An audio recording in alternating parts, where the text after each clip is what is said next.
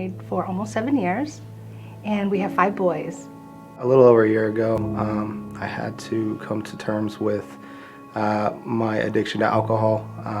I had been in the church for about 6 years, going on 7 years, and I put on a really good mask of who I was, and served in the church every Sunday, did everything that I thought I was supposed to do, and just realized that there was that one part of my life I really wasn't letting God into.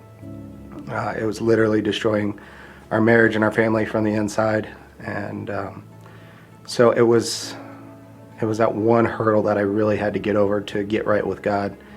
And so that was October of 2020, and I've since been sober a little over a year now, and through being sober, it's just made our lives, our marriage, our children just continue to multiply and to grow.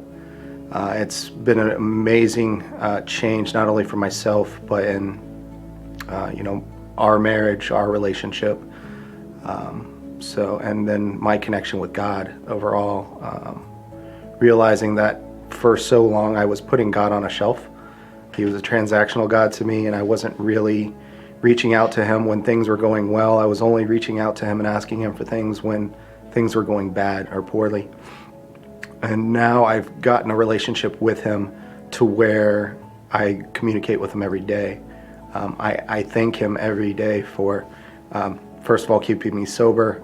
Second of all, this wonderful life I have, my wife, my kids, and to just continually be in a state of thankfulness and gratefulness. So that's was probably my biggest thing that I had to overcome these last few years, was shedding the mask that I had been wearing and living in reality, honestly.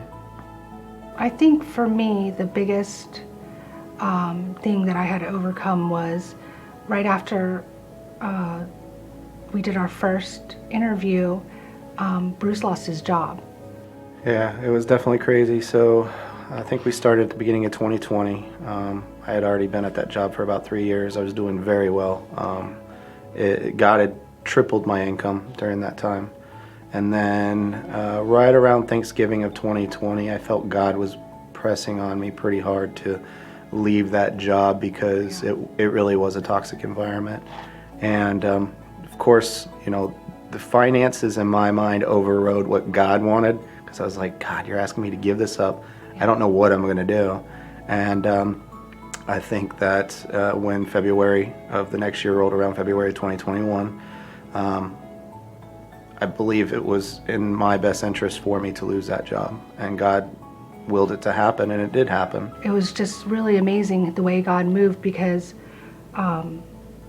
within 3 days, I think it was, he was able to, actually a job came to him, and it's been such a blessing, because now he's working around a family of believers. Going big is no longer become about the money. The money will take care of itself, I've realized, and it's been more about filling the positions to serve, finding the right people to serve, and then just connecting people.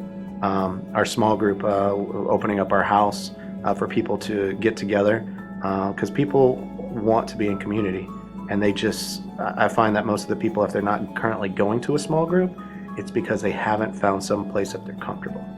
So I find that the more small groups we open up, the more people who actually want to attend, because they find a home. And I think that's genuinely where we're trying to drive it home when it comes to go big, opening our doors to our house, finding events to kind of accommodate everybody, and just allow them to find a home here at Northwest. I'm just so thankful that I'm actually here to be able to do this for my son. I wish that my father could have done this for me. So I feel like this is redemption for me as well.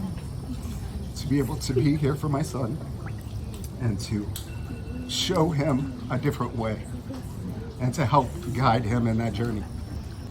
Are you ready? Yeah. Okay, push those.